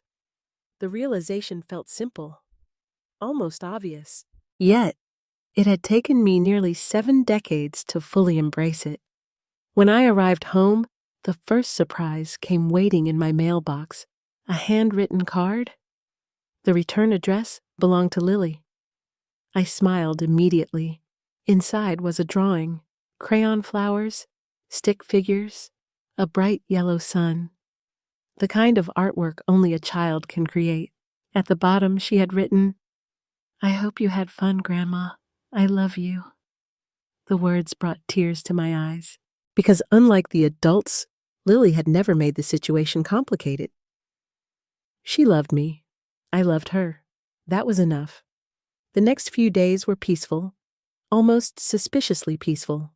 No emergency calls, no surprise babysitting requests, no detailed schedules appearing in text messages. I suspected Ethan had something to do with that, and I was right. 3 days after I returned, he called, not to ask for anything, just to talk. The fact that this felt unusual made me sad, but it also gave me hope. We spoke for nearly 30 minutes, about ordinary things: work, the kids, my trip, a new restaurant he wanted to try. Nothing dramatic, nothing stressful. Just a conversation between a mother and son. Something we should have been doing all along. Then came the real test. The following Saturday, my phone rang around noon. The caller ID showed Brittany. I stared at the screen for several seconds. Part of me considered letting it go to voicemail. Eventually, I answered. "Hello." Her voice sounded strangely cheerful, almost rehearsed. "Hi, Paula." Not Mom, not Mrs. Stevens. "Paula, interesting." We exchanged a few minutes of polite conversation. Then she finally arrived at the real reason for the call. "I was wondering if you could take the kids next weekend." There it was, the moment I had been expecting, the first boundary test. I remained calm. "I already have plans." The silence arrived immediately. Not angry silence, confused silence. The kind of silence people make when they expect a different answer. "Oh." I waited. "We thought maybe you could watch them Saturday and Sunday." Normally, the old version of me would have started explaining, apologizing, justifying. This time, I simply repeated myself. I already have plans. Another pause. Then something surprising happened. She didn't argue. She didn't guilt-trip me. She didn't pressure me. She simply said, "Okay." The conversation ended a few minutes later. Afterward, I sat quietly on my porch, thinking, reflecting, feeling strangely emotional. Not because I had said no, because I had survived saying no. For years, I had treated boundaries as dangerous, as though refusing a request would destroy relationships. The world hadn't ended. Nobody exploded. Nobody disowned me. Life continued. The realization felt powerful. A week later, another challenge arrived. This one involved the children. Ethan called and asked if I wanted to meet Lily and Noah for ice cream. Just me and the kids. No babysitting, no responsibilities, no hidden expectations. Just time together. I agreed immediately. The three of us met at a small ice cream shop near a park. Watching them run toward me made my heart ache.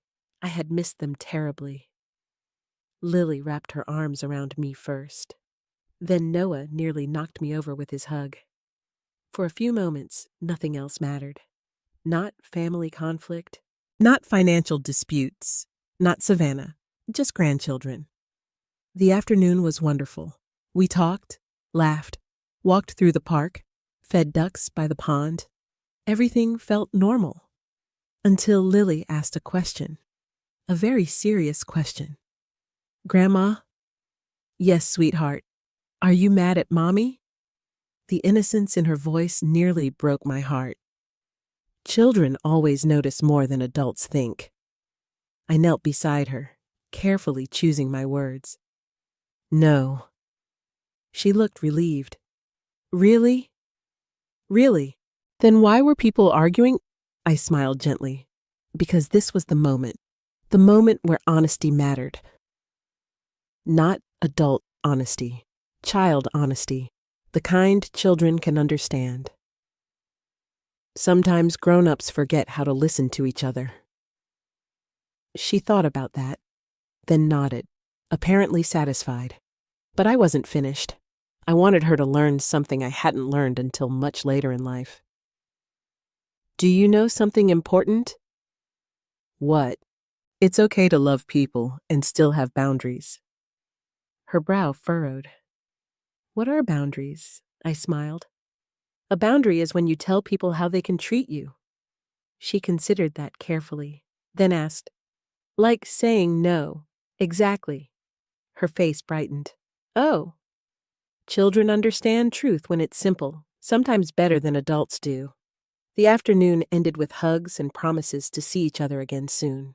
As I watched Ethan load the kids into the car, I noticed something different.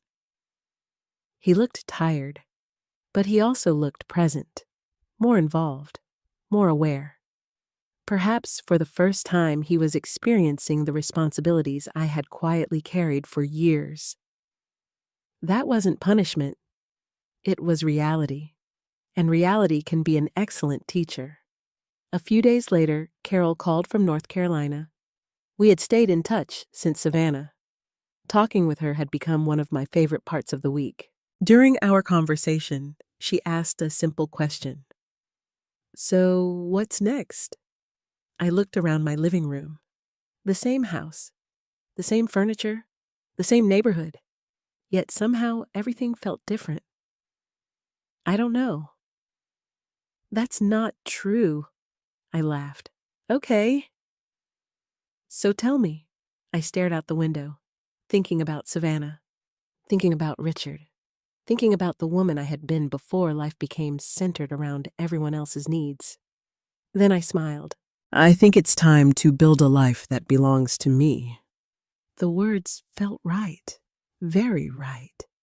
And for the first time since Richard died, the future didn't feel empty. It felt open, full of possibilities. What I didn't realize yet was that one final decision remained ahead of me. A decision that would surprise everyone, including Ethan. A decision that would prove my journey had never been about escaping my family. It had been about finding myself again. 3 months after returning from Savannah, I sold my house. When people hear that, they usually assume it happened because of everything that occurred with Ethan and Brittany. It didn't, at least not entirely. The decision came from a much deeper place. For years, I had been living in a house built for a different chapter of my life. A house filled with memories. A house where Richard and I raised our son. A house where we celebrated birthdays, anniversaries, holidays, and ordinary Tuesdays that somehow became precious with time. I loved that house. I always would. But loving something doesn't mean you have to stay there forever. One evening, I sat alone in the living room looking through old photographs.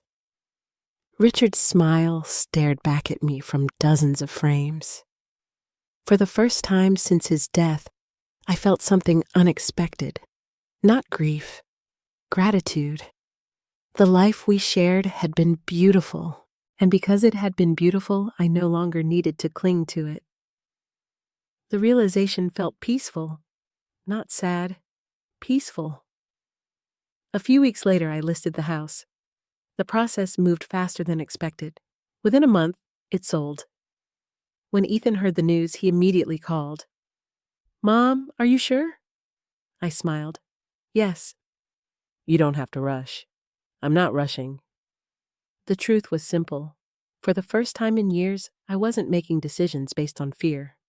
I wasn't trying to avoid loneliness. I wasn't trying to please anyone. I was choosing. And there is tremendous freedom in choosing. I purchased a smaller condominium near a lake about 20 minutes away. Nothing extravagant, just beautiful. Large windows, walking trails nearby, a community center, a small art studio. Exactly the kind of place I never would have considered before Savannah. Moving day felt surprisingly emotional. As the last box was loaded into the truck, I stood in the driveway and looked at the house one final time. Memories flooded my mind. Richard teaching Ethan how to ride a bicycle, Christmas mornings, backyard barbecues, family dinners. For a moment, tears filled my eyes. Then I smiled, because those memories weren't staying behind. They were coming with me.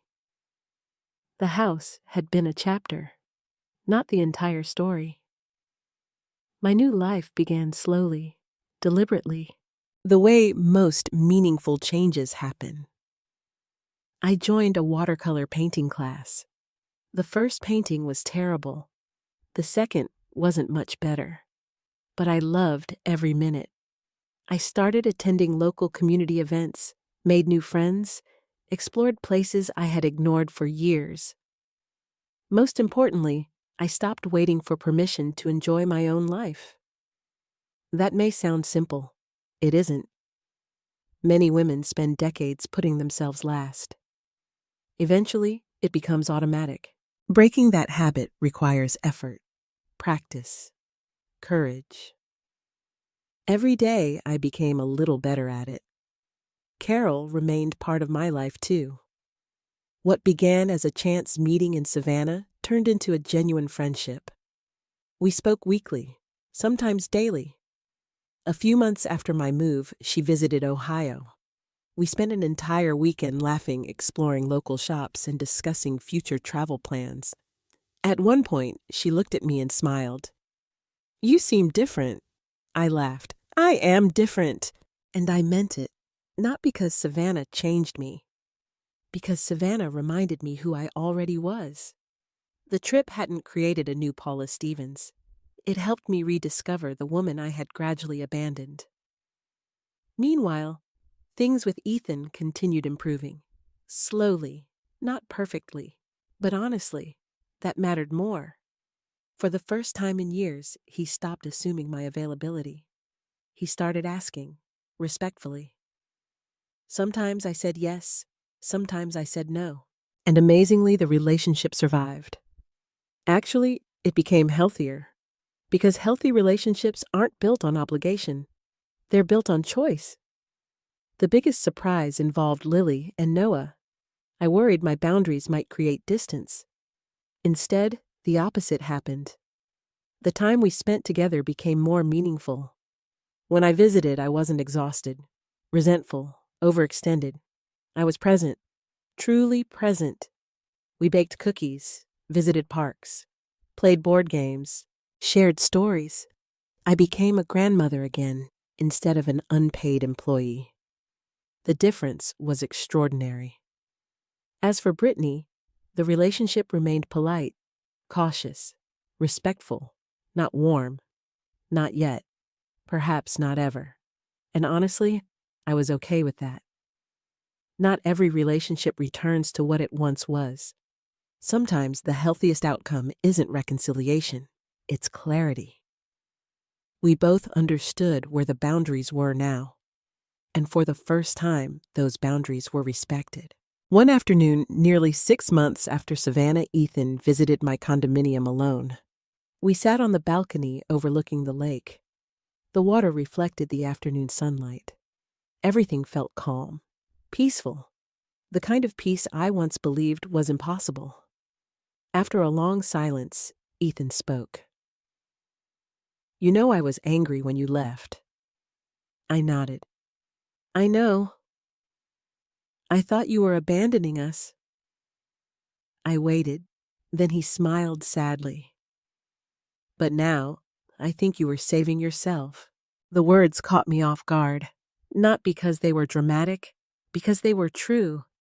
I looked across the water, thinking about Richard, thinking about Savannah, thinking about the woman who had boarded that airplane months earlier, the woman who felt guilty for taking a vacation, the woman who believed her worth depended on how useful she was. She felt like someone else now, someone distant, someone I loved, but someone I had outgrown. "No," I smiled gently. "I wasn't saving myself." Ethan looked confused. I continued. "I was finding myself." The distinction mattered, because my trip had never been about punishing Brittany, or teaching Ethan a lesson, or proving a point. It was about remembering that my life still belonged to me, even at 68, especially at 68. The greatest twist in this entire story wasn't that I disappeared, it was why. Everyone assumed I left because I was angry. And yes, I was angry. Everyone assumed I wanted revenge. I didn't. The truth was much simpler. I left because I finally understood something Richard tried to teach me years ago. Love does not require self-erasure. You can love your family deeply without surrendering your identity. You can help without becoming responsible for everything. You can be generous without allowing yourself to be used. Most importantly, you can choose yourself without betraying the people you love. That lesson changed my life, and in many ways, it saved it. Because the day I disappeared wasn't the day I walked away from my family. It was the day I finally came back to myself. Sometimes the people who love us begin taking us for granted, not because they are evil, but because we quietly teach them that our time, energy, and sacrifices are unlimited. Over time, what begins as kindness can become expectation. What begins as generosity can become obligation. One of the most important lessons I learned is that boundaries are not punishments. Boundaries are acts of self-respect. They tell the people around us how we deserve to be treated. Without boundaries, resentment grows. With boundaries, healthy relationships have a chance to survive. Many women spend decades caring for everyone else. We raise children, support spouses, help grandchildren, and solve problems before anyone even asks. There is beauty in that kind of love, but there is also danger when we forget that our lives matter too. Being a mother does not mean being available every hour of every day. Being a grandmother does not mean becoming unpaid labor. Being loving does not mean becoming invisible. It is never too late to choose yourself. It is never too late to travel, learn something new, make new friends, or start a new chapter. And it is never too late to remind people that respect should exist alongside love. If this story touched you, I'd love to hear your thoughts. Have you ever felt taken for granted by someone you loved? Did you set boundaries, or are you still struggling to do so? Share your experience in the comments, because your story may help someone else feel less alone. And if you enjoy emotional family stories like this one, please like this video, subscribe to the channel, and join us for more stories about family healing, resilience, and emotional justice.